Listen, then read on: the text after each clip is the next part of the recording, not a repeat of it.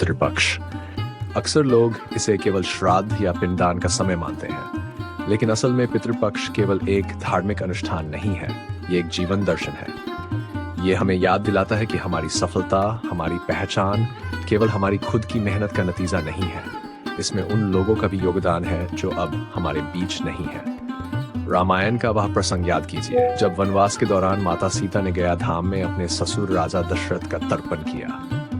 उस समय न तो घर था, न सुविधा, न ही साधन, फिर भी भावनाओं की सच्चाई से उन्होंने ये कर्तव्य निभाया। ये घटना हमें सिखाती है कि हालात कोई भी हो, कर्तव्य और कृतज्ञता निभाने के लिए केवल एक सच्चे भाव की जरूरत होती है। महाभारत में भी एक प्रेरणादायक कथा आती है। जब भीष्म पितामह बाणों की शैया पर लेटे थे, तब युधिष्ठिर ने उनसे धर्म और कर्तव्य के गहन प्रश्न पूछे।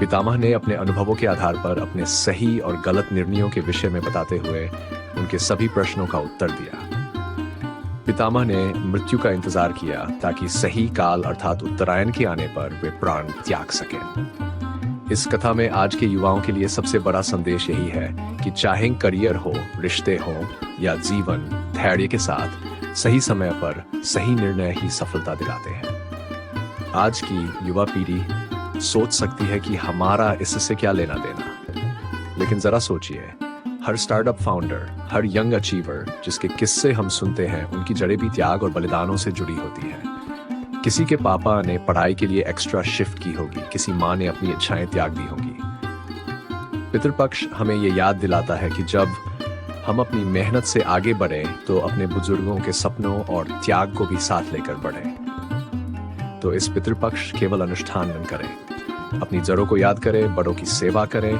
जरूरतमंदों की मदद करें और सबसे जरूरी अपने कर्म ऐसे बनाएं कि आने वाली पीढ़ियां भी गर्व से आपको याद करें। यही है पितृपक्ष का असली सार, कृतज्ञता, प्रेरणा और परंपरा की एक समृद्ध विरासत छोड़ जाना।